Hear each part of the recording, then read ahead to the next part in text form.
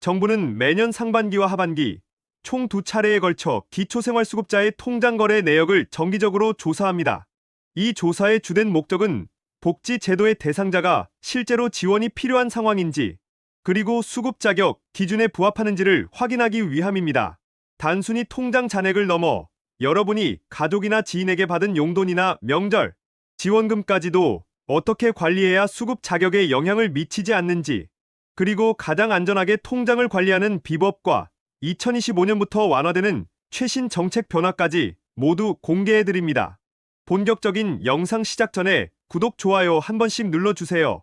그럼 지금 바로 시작합니다. 기초생활수급자 선정 시 정부는 단순히 특정 시점의 통장 잔액만 보고 판단하는 것이 아닙니다.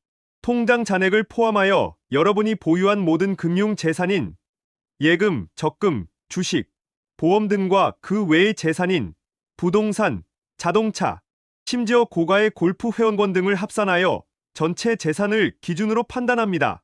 그러니 단순히 통장에 1,000만 원이라는 금액이 찍혀 있다고 해서 무조건 문제가 되는 것은 아닙니다.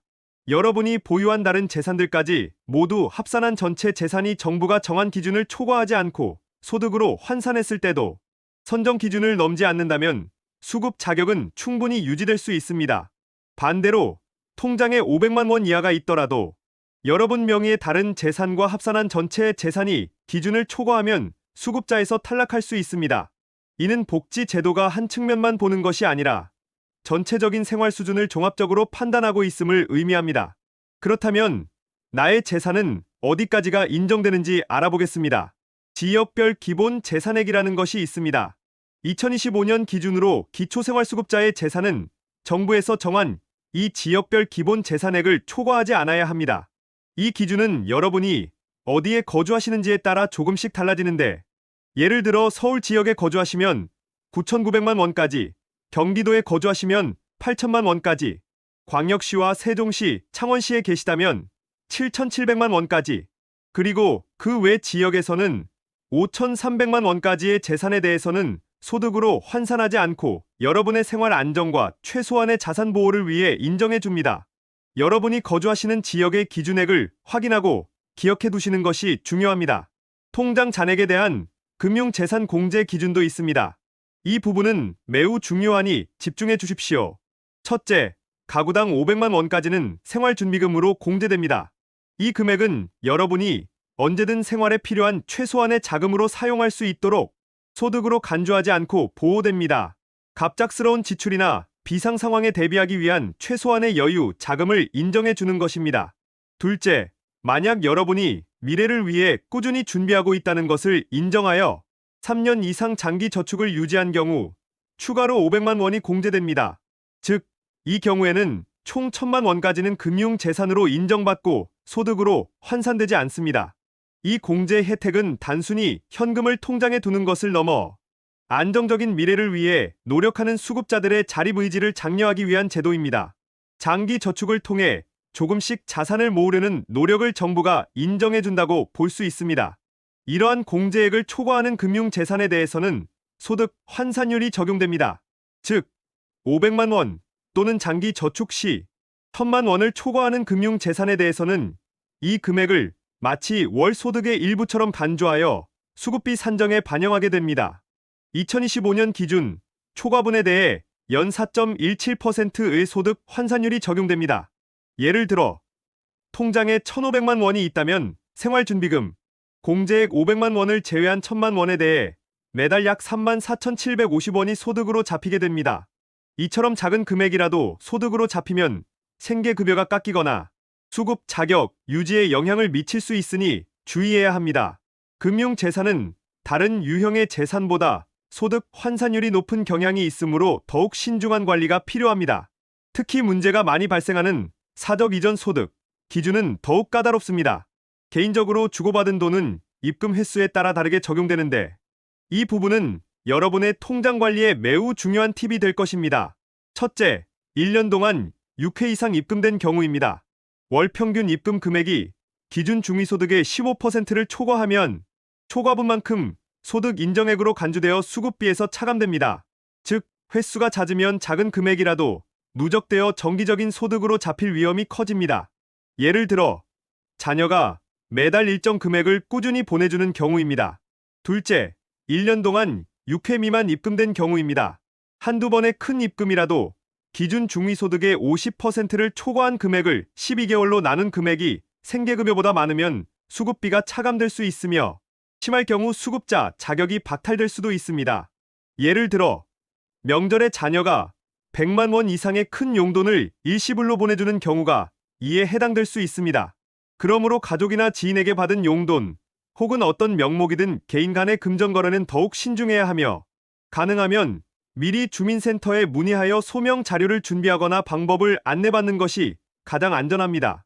하지만 모든 입금 내역이 무조건 소득으로 잡히는 것은 아닙니다. 다음과 같은 예외 사항도 존재합니다. 통장 내역의 모든 입금이 소득으로 잡혀 여러분의 발목을 잡는 것은 아닙니다. 다음과 같은 경우는 증빙 자료를 제출하면 소득으로 간주되지 않을 수 있으니 사전에 지자체나 주민센터에 상담하는 것이 좋습니다. 예를 들어 전세보증금 마련을 위한 일시적 입금은 일시적으로 큰돈이 입금되었지만 곧바로 전세보증금으로 나가는 등 그 돈의 목적과 흐름이 명확한 경우입니다. 이 경우 계약서, 송금 내역 등을 준비해야 합니다.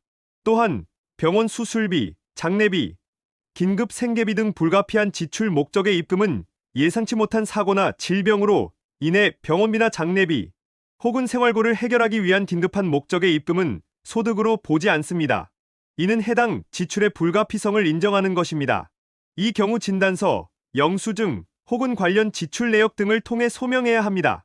이러한 경우들은 일시적이거나 특수한 상황이므로 목적과 지출 내역을 명확하게 증명할 수 있다면 문제가 되지 않습니다. 관련 서류 계약서, 진단서, 영수증 등을 반드시 잘 보관해 두시고 입금 사실을 인지하는 즉시 주민센터에 알려 목적을 소명하는 것이 가장 중요합니다. 그럼 이제 수급 자격 유지를 위한 통장 관리 요령을 알려드리겠습니다. 이 요령들을 잘 숙지하시면 불안감 없이 안정적으로 수급 자격을 유지하실 수 있을 것입니다. 첫째, 통장 잔액을 500만 원 이상으로, 즉 공제 기준액을 초과하여 계속 유지하지 않도록 주의해야 합니다. 이 금액을 초과하는 부분부터는 소득으로 환산되어 여러분의 생계급여가 삭감될 수 있기 때문입니다. 물론 3년 이상 장기 저축을 유지하여 1,000만 원 공제 혜택을 받고 계시다면 해당 기준에 따라 관리하시면 됩니다. 둘째, 큰 금액 입금은 각별히 주의하고 즉시 소명해야 합니다. 예상치 못한 가족 송금이나 지인에게서 받은 목돈은 사적 이전 소득으로 분류되어 문제가 될 수 있습니다. 만약 불가피하게 큰 금액을 받아야 한다면 사전에 주민센터에 상담하여 목적을 소명하고 정확한 처리 방법을 안내받는 것이 가장 안전합니다. 중요한 것은 숨기지 않고 투명하게 알리는 것입니다. 셋째, 비상금은 소액 현금으로 관리하는 것이 좋습니다. 통장 잔액에 묶이지 않도록 소액의 비상금은 현금으로 가지고 계시는 것이 조사 시 위험을 줄일 수 있습니다. 넷째, 정부 지원금을 최대한 활용하여 생활비를 계획적으로 사용하십시오. 불필요한 지출을 줄이고 필요한 곳에 사용하여 통장 잔액이 급격하게 늘어나는 것을 방지하는 것이 중요합니다.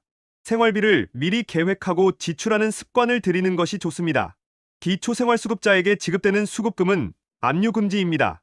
이러한 법적인 보호를 더욱 확실하게 하기 위해 압류방지 전용 통장, 즉 행복지킴이 통장을 개설하여 급여를 지급받을 수 있습니다.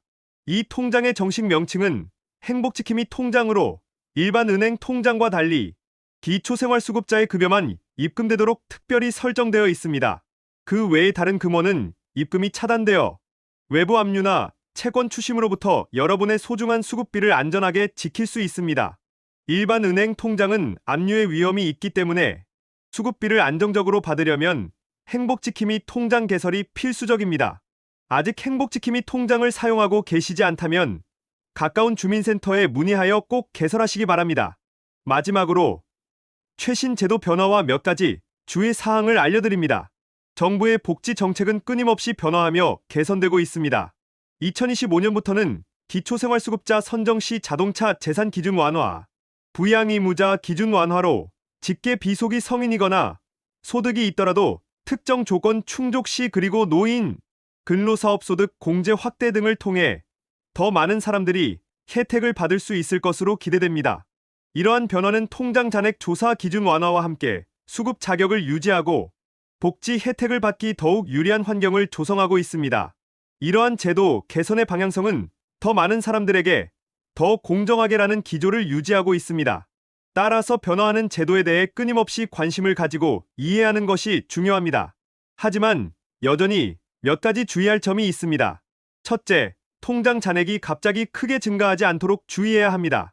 이는 오해의 소지를 만들 수 있기 때문입니다. 둘째, 사적으로 받은 금전적 지원은 반드시 주민센터에 신고해야 합니다.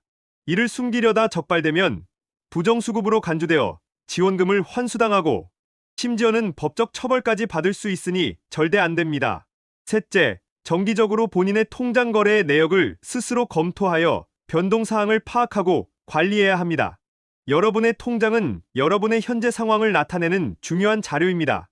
넷째, 통장 거래 내역 제출 요청이 있을 때 신속하게 대응할 수 있도록 평소에 입금 목적, 소명, 자료 등을 정리해 두는 것이 좋습니다. 가장 중요한 것은 정책 변경에 따라 내용이 달라질 수 있다는 점입니다.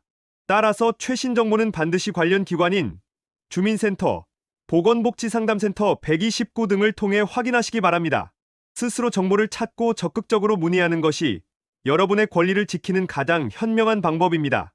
오늘 이렇게 기초생활수급자의 통장 잔액 조사와 관련된 모든 궁금증을 명쾌하게 해결해드리고 수급 자격 유지를 위한 통장관리 요령과 최신 정책 변화까지 자세히 살펴보았습니다. 통장 잔액 조사라는 것이 마냥 두려운 존재가 아니라 정확한 지식과 대비로 충분히 관리 가능한 부분이라는 것을 아셨기를 바랍니다. 여러분의 소중한 수급 자격을 지키고 안정적인 생활을 유지하는 데 이 영상이 작은 보탬이 되었기를 진심으로 바랍니다. 이 영상을 통해 더 이상 통장 잔액 때문에 수급비가 깎이거나 수급 자격을 박탈당할까봐 불안해하지 않고 안정적으로 생활을 유지하실 수 있는 모든 지혜를 얻게 되셨기를 바랍니다. 지금 바로 여러분의 통장 내역과 재산 상황을 확인하시고 궁금한 점이 있다면 주저하지 마시고 주민센터나 보건복지상담센터 129에서 상담을 받아보십시오. 여러분은 소중하며 국가는 여러분을 지원하기 위해 노력하고 있습니다. 작은 궁금증이라도 혼자 고민하지 말고 전문가와 상의하는 것이 가장 현명한 방법입니다. 혹시 이 영상을 보시고 더 궁금한 점이 있거나 영상에서 미처 다루지 못한 나만의 팁이 있다면 주저하지 마시고 댓글로 남겨주세요. 여러분의 소중한 의견과 경험은 이 영상을 시청하는 다른 분들에게도 큰 도움이 될 것입니다. 그리고 주변의 소중한 이웃분들에게도 이 유용한 정보를 널리 공유해 주셔서 모든 분들이 걱정 없이 안정적인 삶을 누릴 수 있도록 함께 노력해 주시면 감사하겠습니다. 끝까지 시청해 주셔서 감사합니다.